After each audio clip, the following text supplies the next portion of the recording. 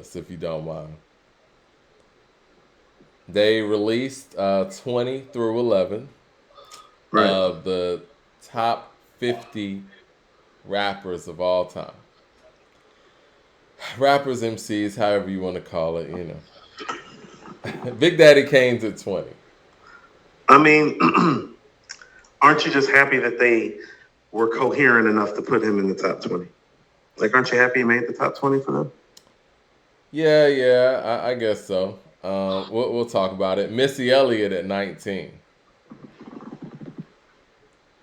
I want to read this because I'm a person that when Missy Elliott was really coming out with stuff and was in her prime, I like Missy. I was riding for Missy in ways where other people weren't. When it wasn't cool to ride for Missy like that. This, I'm not sure where this wave of new Missy adulation's coming from. I dig it. I think it's to a certain extent a little bit overboard, but I get it. I mean, by the way, she has been nominated for the Rock and Roll Hall of Fame.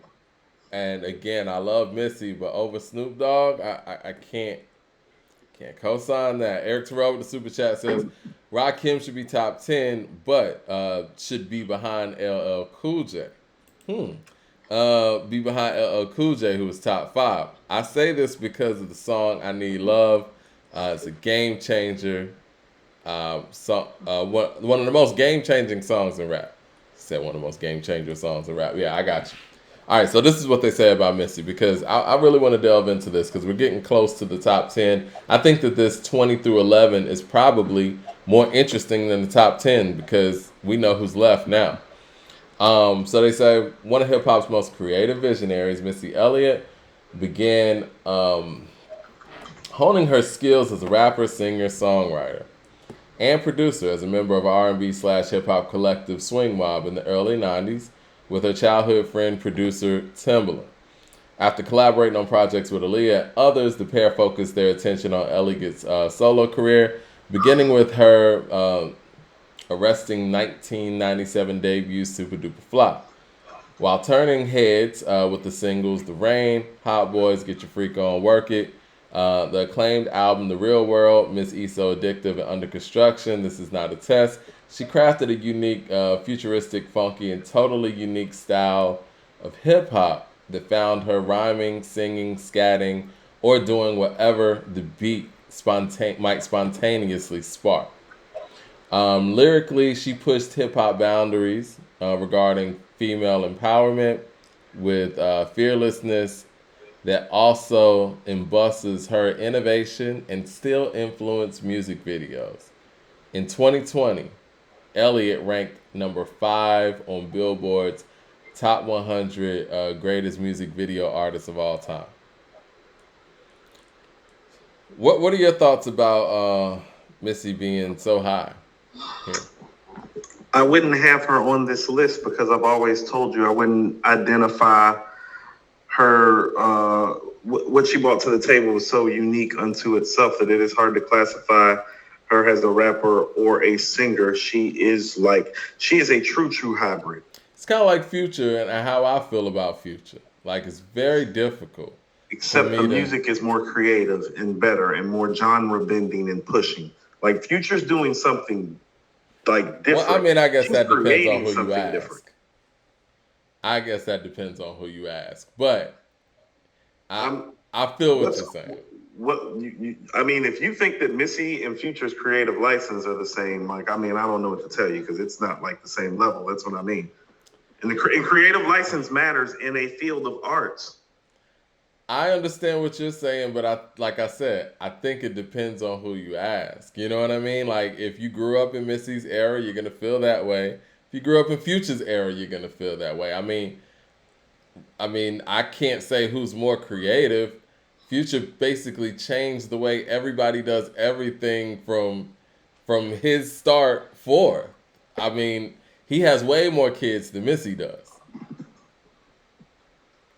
I'm just saying, I can't, I'm not gonna say one is more creative than the other. Again, I saw the I whole will. Missy thing at my most impressionable moments. Yes, but if I I'll grew say up in the future era, I probably think opposite. You know, we're living through both. I'll say it. Missy's more creative we're than not Future. living through, but we're living through both, but we're not like teenagers through See, both. this You is know what what I I mean. mean? It's Like we're different. talking. It's Okay, different. It's let me different ask you because something. somebody who was Let our me ask you age. something, Mike. So, No, no, no, hold on, let no. me finish real quick. Somebody who All was right. in their 30s when Missy came out, they would say she's whack. I remember Mike, let me ask you it. something. If I were to ask you what Missy's most innovative song was, you would have to take time and think about it and parse through the songs in your head and actually come up with an answer. If I asked you Future's most innovative song, Mike, you couldn't think of one because it's not that innovative, like you keep saying. I don't know about that, bro. I Then go don't ahead, know let's go. about Let's that. see you I do don't it. know about that. I What's don't Future's know. most innovative song? And It's I want you to so understand many. how the creative license is different once you give me an It's answer. so many. Like he has at Give the me some examples, Mike, of some innovative okay. songs he's done. I would say shit at the same damn time. I would say sup mate. I would say codeine crazy. I mean, he changed the way everybody did I'm gonna let everything. the people deal with you for naming those songs, and I'm just Hey, gonna say less right now. I'm gonna let the people deal with you, Mike. CJ Who Kid do with the you? super chat says, for clarification, the host of Dead in Hip Hop, who does reviews like Freefo, Breezy, Miko, C-Town, etc., are gonna put out a song with the host spitting 16 or more perverse. Okay, gotcha. So yeah, Oh, the some of the host of hosts are Spitting gonna. Bars. Is that what we doing now? I would love to get in on that. LP with the super chat says, just like Rolling Stone, these people value alternative hip hop over true hip hop. No way Missy and some of these other cats should be rated higher. Shaking my head. I mean, I Well, know, I he mean, how and I bars. told you there are obvious people being left off this list. Slick Rick's not gonna make this list unless I'm missing something. Hmm. Yeah. Jay Unless Short you with the think he's super. one. Do you think he's one of the top 10 rappers that's on this list? Like you think they No, have no, no. Slick Rick ahead of Andre? We're gonna get to this Andre So shit. Prodigy's not on I here. wanna take our time on this. Prodigy's not on here. G Rap's not on here. Slick Rick's not on here. No, no. No, there'll be none of that. There'll be none of that. Chef Raekwon's not on here. Damn, Ray's not on here, huh? Ghost is at 22. I knew it was over right there. I don't like Andre at 12 and Big Boy not on here at all, but I'm gonna get to that. And happy birthday Hold to on. Big But Boy, who's left? the king Eminem's of left. Atlanta. Hold on, Mike. We're gonna get to all that. We're gonna get to all that. Let's get through this, and then we'll get to who's left. Get through what? What are we getting through? We're That's what gonna. I'm saying. It's I like, don't. I don't. I want to talk about who's left because, like, we're not talking about them this week. We're You know what I'm we're saying? at 19. We got to go through 18. So let's go through it, and then we'll go through who's left. Jay Okay. Short with the super chat says, "Don't know if you guys ever seen that Manny Fresh interview where he told Lil Wayne to emulate Missy when Wayne was younger as an artist with no style." Yeah, I mean, again, I think that's where a lot of this adulation is coming from. The fact that Wayne gave Missy her flowers as she deserves. But again, when See, we're when I see talking stuff like about that, this is the thing, man, and I've always done this too, and it's not just with, and this is my thing, even with the Eminem stuff, and even Redman, it's like your lack of subject matter or something. You know what I mean? Like you have to be able to cover all ends of the spectrum, in my opinion. You know what I'm saying? And I think that Missy was so torn and such a hybrid. I don't think she fully dedicated herself to the rap stuff. You know what I mean? And I think whenever she did rap, yeah, it was nice. But like you just said to me about the Future thing, and I can name all kind of creative Future records, give me Missy's best verse,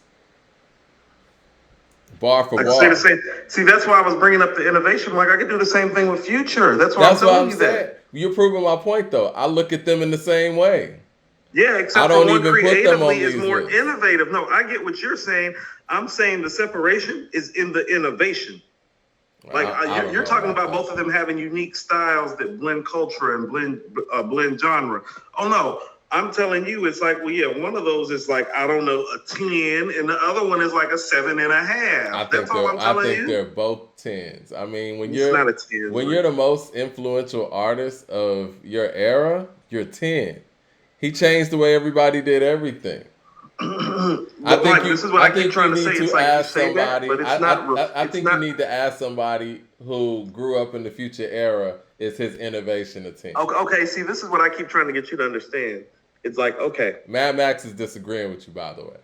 I don't care. Like Mad But Max he's has been wrong. young. How can you say you don't care? No. Here's why I don't care, because Mad Max has been wrong so many times. Him specifically. No, I'm just messing. But listen to what I'm about to say. You always bring up the James Brown thing, and although I get you, I don't get you. And here's what I keep trying to stress to you.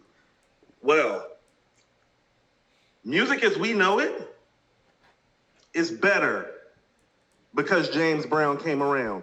You can't say that about hip hop and Future. He's part of the diversion and the division that we're having. And so that impact that you're talking about and him leading everybody one way is a total fallacy and lie, Mike, because if he led are you going to let me finish? I'm going to let you finish. If he led everybody one way, there would be no diversion of people wanting to separate hip hop into separate categories and subgenres. James Brown, they didn't sit up there and say, oh, we need subcategories now because James Brown came along. Oh, no, they didn't, Mike. They did that because of Future. And so when you're talking about this impact, it's not as innovative, as creative as you're thinking, because it wouldn't have caused the separation if that was the creative. Because if it was that creative, people would have followed it the way they follow James Brown, the way they follow Michael Jackson, the way they follow Stevie Wonder, the way they follow Prince. And half the faction of hip hop didn't follow Future. So it's not like that. Everybody followed Missy shit on some sort of level. No, well, first of all, either R&B or rap, you followed Missy's shit. Even if you didn't like her rap shit, you were singing her R&B shit. No. You just said a lot, and I want to refute a whole lot that you said. First of all, as far as like people copying and following what she did, we really didn't see a lot of that. Now, people that she wrote for went with her cadence. More people copied Timbaland's style than hers. I mean, they were even saying it in her records. Now, as far as that whole, the devolving of I guess the innovator or whatever, the innovation after it, it depends again who you ask. You think my father, who's the biggest James Brown fan in the world, liked those songs that were biting all of James Brown shit? No, he said they were torturing those songs. I remember it. You think they're classic. I thought they were classic because it was our era. You know what I'm saying? You sound like my dad now. You know what I'm saying? So no, that's what I'm saying. So it depends on who you ask. The people who were with something before it and they see somebody new at a certain era after you're past a lot of your impressionable stages, you're going to think it wasn't as good as your era. Just like I said, my dad loved James Brown, but when he heard people using James licks, James's drums and all that, he was like, what is this shit? But to us, we thought it was innovation, right? But Mike, this is exactly what I'm talking about. You talking about the beat. You ain't talking about the artist. I'm talking about all of it. No, you're not, Mike. You're talking about the beat. You literally just said drums and kicks. I'm just talking about all of it. I'm talking about the whole composition. People follow James Brown, Mike. You should have heard like music. You should have been in the car when we heard Big Papa for the first time, and they're sitting here using the Isley Brothers Between the Sheets. My dad's like, butchering these songs. You know what I'm saying? And that's what it is. Like, the era that heard the original is going to feel that way, and that's cool. But you're doing the same thing with Future. You're not even considering what Future means to the era that he actually impacts. Mike, part of impact is quality. Again, when you put quality, it depends on who you ask. No, Mike. In order to musically create an impact, the quality has to hold up. And so when you put him in a breath with James Brown, because it's not holding like that. Because here's the thing about it. No matter what your father feels about hip hop, well, there are a faction of people that call this stuff classic. Mike, there's not factions of people that's walking around that calling Future's followers stuff classics. They may follow these guys. They may like these guys. Did you hear anybody from Mad Max's circle call any of those young dudes' albums classic last year? I No, think because that they know that it wasn't classic, Mike, or Mad Max would have been up on the show talking about how we needed to shed more light on these artists. They're not cracking like that. The quality's not there. The impact can be found in the quality of hip hop, and it stood the test of so. time now. You didn't see Lil Uzi out there with the Philadelphia Eagles, and you don't hear people No, saying that Juice WRLD's a legend. You don't see the Uzi shit Juice is WRLD hot. Yachty shit is hot. statues. Like Yachty shit is just like they shit is hot. It's not classic. It's good. Let me get to these super chats real quick. LP And you with the know super it chat is. says, You know it's just good. LP with the super chat says, these lists are being created by trendy W people who value weird sound effects and space noises over soul samples and breakbeats. I'm gonna get to that too. Eric Terrell with the super chat says, Mike, don't do it now. We bad mouthing Missy. Just being honest, I love Missy, and if you think I'm bad mouthing Missy, can't wait till we get to number 12. Eric Terrell with the super chat says, Future ain't seeing Missy. Come on, man. Bro, See, look, Mad Max is in the chat like, LOL, nah, it wasn't classic last year. That's what I'm saying. Is like these kids that you talking about Future have, well, they don't be making classic shit, and then you start running down Future's catalog. It's like, well, Mike, how many classic albums Future got? How many classic verses? Because like James Brown got classic albums, classic songs, classic verses, classic beat breaks, classic shows, classic performances. That's impact, Mike. That's innovative. That's game changing. Future's really nice for the time, Mike. Let's stop saying like I'm saying Future is James. You said he's the James Brown of rap. Yeah, and his delivery in the sense where everybody else is doing something one way and he's doing something that I can't really define.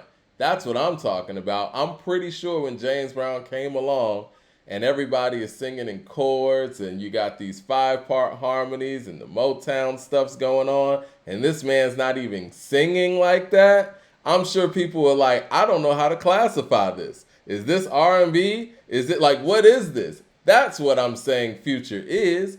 Everybody's rapping, right? And Future makes hip-hop music or something with a hip-hop aesthetic. It's hard for me to compare him with anybody bar for bar because I don't really know what he's doing. You know what I'm saying? That's what I'm saying. That's like me sitting here lining up James Brown, Marvin Gaye, David Ruffin, and being like, who's the better singer or something. It's like, it's hard for me to even have James Brown in that conversation, is what I'm saying, based on the delivery. I'm not comparing anybody to James Brown. I don't want that to be conflated with this. I'm just saying, like, the fact to dare to be different, and then in that difference, you change the game moving forward. That's all I'm comparing. Gab Bro with the super chat says, peace. Honestly, it's a damn shame that some will look at this list as a historic record. The erasure of pioneers and legends is disgusting, y'all. Yeah, and you know what? That's what we're here for, and that's why we continuously harp on these things. And I know that even us going through our list is kind of painful. It's tedious sometimes, but it needs to be done because I think that hip-hop really needs a real scale of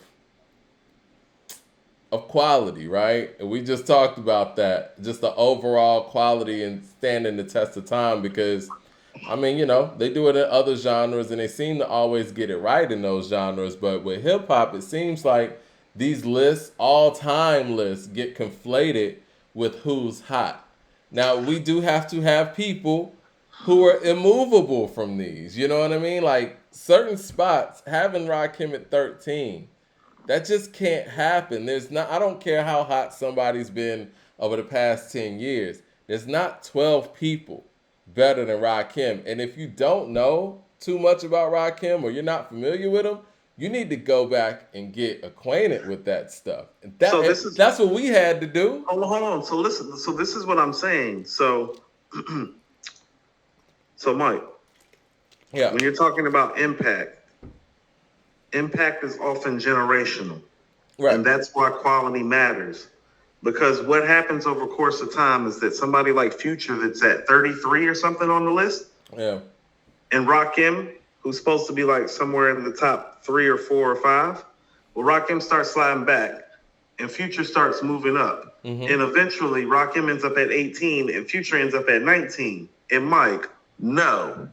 That's what I'm telling you about how the quality has to matter and measure the impact of it too. Because based on what you're saying, you're putting the opportunity for Future to stand next to Rakim. And anybody that knows anything knows about rap or hip hop, including you know, Mike, knows that that's not right, and that shouldn't even be plausible. Well, see, Like this shouldn't but even. There's I'm no listen. not though. Like the opportunity for that to occur should not occur. But Coop, I'm not. That's why I don't even put Future on lists. I just said that, like I just said I don't want to put Missy that's on this why, list. and that's exactly why I don't even put them on lists, because it's not fair to even.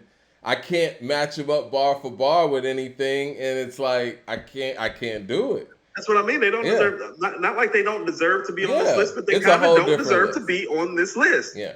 Like, because even when I think about Missy, I think about little stuff like I think about the hook in the little bridge on Ladies Night, or I think about the verse on Can We Get Kinky. I think about, you know, how she's fucking riffing on Beat Me 911. She got so many styles, dude. You know what I mean? She got so many zones. You know, people used to laugh at me when I would say, and I was kind of trolling, but not, saying that Missy's the greatest female hip hop artist ever, because album for album, nobody has a 5-album run like that. And people used to laugh. Everywhere. Huh? She got bangers everywhere. Yeah, and people used to laugh me out the room. And I was kind of trolling because, again, Missy's not really a rapper like that. You know what I'm saying? Like, she just made dope hip-hop music, which is cool. But I don't think that that's fair to the, you know, the Kims, the Rod Diggers, you know, the Lights of the world, the, you know, the Queen Latifahs of the world that really rap and really make rap records. You know what I'm saying? Are you listening to what you're saying, Mike? Who really rap? Yeah. Rap? This is a rapper's list. Mm-hmm. That's what I'm saying. Like, so, but here's what I'm okay. Yeah, so yeah. Let me ask you something. Do you think The Rain is Missy rapping? Exactly. And what I was gonna say to that, and I'm gonna get to these super chats too. We're not ignoring y'all. We talk about 97 all the time. And the way that they wrote this, you would think that Super Duper Fly took over 97. We don't even mention that album when we talk about the albums that came out in that year. We had a conversation about who was the best rapper in 1999. As much as I love The Real World about Missy, we didn't even mention her.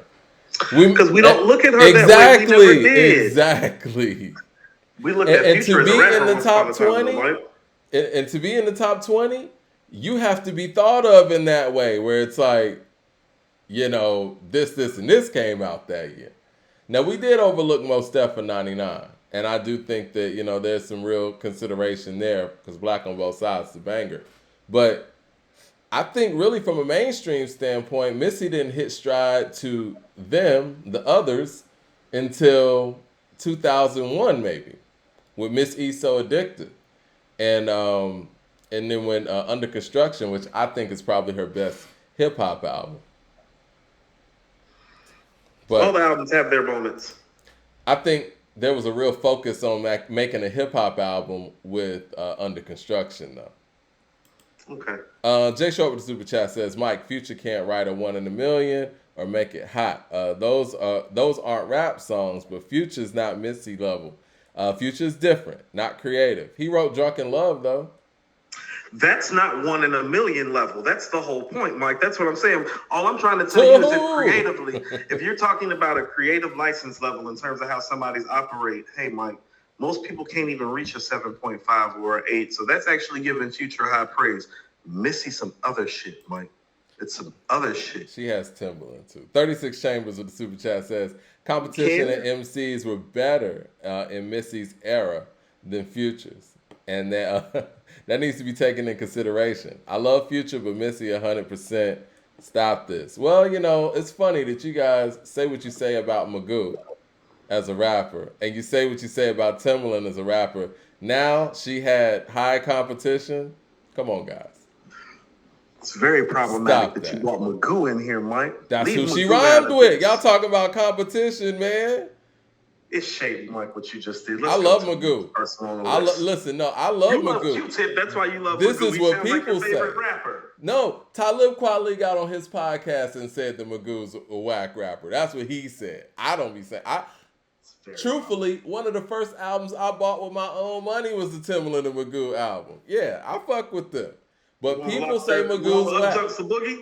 Yeah, people say Yeah. Magoo's whack. But now people want to say the competition she was around. Y'all are wild.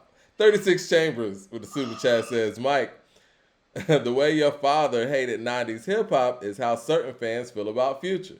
That's where the term mumble rap comes from. First of all, the mumble rap term comes from an old head. I think it was Ebro who came up with the term mumble rap. They didn't call themselves that. That you know what I'm saying? No, it was meant to be shady and Yeah, disrespectful. exactly. Like, really That's not an rap, they're old really head. mumbling and shit. That's an old head commentary on the innovation that young people are doing. I'm not saying it's not innovative, Mike. I'm saying it's not Missy. Again, Damn sure that's not because James Brown. you. I can go karate. That's or like I my can go dad. crazy. That's like No, my it's not dad. that. That's like me telling my dad, like, "Yo, this Biggie is innovative." He's like, "This ain't the Osley Brothers, though." Hey. You know, he said No, it's that. not that, Mike. It's got soul to it. It's funky when he screams on the mic. Let me finish the super chat. He says that's where the term mumble rap comes from, and that point from Future since his appeal isn't universal like that. What you mean it's not universal? Come on, man. That's just not true. We're true. gonna get to the next person. No, just go to the next person. That's not true. We're gonna be on Future and Missy all day. I think we're gonna have to agree that Future and Missy both don't belong on this rapper list. Yeah. I think we agree on that off because top. what they really don't provide is that core hip hop rap aesthetic to pass this test. Yeah. And neither one of them are James Brown. Keep it moving. CJ Kidd with the super chat says, sidebar, which Woo Cream song is better, Cream or Ice Cream? I like Ice Cream. I'm going with Cream. I think Cream's the better song, but I personally like Ice Cream better. You think the Beat the Ice Cream is better too, correct? I do. Okay. But I know that's an unpopular opinion. All right. Ice Cube at 18. Houston, we have a problem. Yeah. We have a big problem. We got a problem. Go ahead, Ice Cube fan. Go ahead, bigger Ice Cube fan than me. I want to see what they say. The first thing I thought, Mike, this is what I mean about how I wanted to talk about the first 10. The first thing that I thought of when they put Ice Cube at 18, and I was like, do not tell me that Kendrick Lamar is better than Ice Cube. I don't believe you, and you don't have enough evidence. Kendrick Lamar is better than Rakim, too, as far as they're concerned.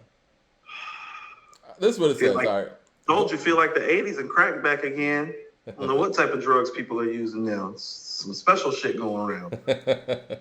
All right, so they say before Ice Cube was born, before Ice Cube, born O'Shea Jackson, became a Hollywood heavyweight and a basketball league owner. He wrote brilliant and incisive verses to NWA's group mates, Dr. Dre, Eazy-E, Arabian Prince, DJ Yella, and MC Ren, and himself. Straight Outta Compton. The group's classic in 1988. Doubling as one of gangster rap's founding platforms, the album featured a controversial anthem, Fuck the Police, in Gangsta Gangsta, and was certified triple platinum despite the minimal radio play and MTV promotion. But even after writing even after writing rhymes that triggered the FBI's attention in radio bars, Ice Cube launched an even more extraordinary solo run. Albums like America's Most Wanted, Death Certificate still stand as some of rap's most provocative works. And when he wasn't sharpening his pro-black commentary against the systematic racism crippling the community, he was equally inept in balancing tongue-in-cheek insights and feel-good stories. As his timeless 1993 hit, It Was a Good Day. I just want everybody to know they got Eminem and Kendrick ahead of Ice Cube. Jay Short with the super chat says, Mike, Missy and Timbaland were one of the first to create hip-hop sounds without sampling. What's Future's innovation that wasn't done better? Well, first of all, I think, and you and I kind of talked about this, Coop, I think Timbaland specifically, and Missy too, Timbaland's a better R&B producer than he is a hip-hop producer. So I think a lot of their innovation really is credited towards the R&B end. There were only a few hip-hop artists that were able to adjust to what they were doing. I think Jay's one of them. Luda did it for a few times. But, yeah, we kind of discovered that when we did that Neptune and Timbaland verses. I kept hitting you with the hardcore hip-hop stuff, And it was really tough for Timbaland to be able to refute some of that stuff because it was R&B. It stressed not the hip hop records. Yeah. So I think their innovation goes more towards R&B than it does hip hop per se. I mean, when you think about it, it's like, well, how many artists called on Timberland to like lace their albums like when they were in their prime? Like, you know what I'm saying? And how did those results turn out? Because it's like I told you, I'm not playing You Owe Me and You Won't See Me Tonight in no damn Timberland verses. And Timberland did sample. I mean, not about the catch Big Pimpin's a sample.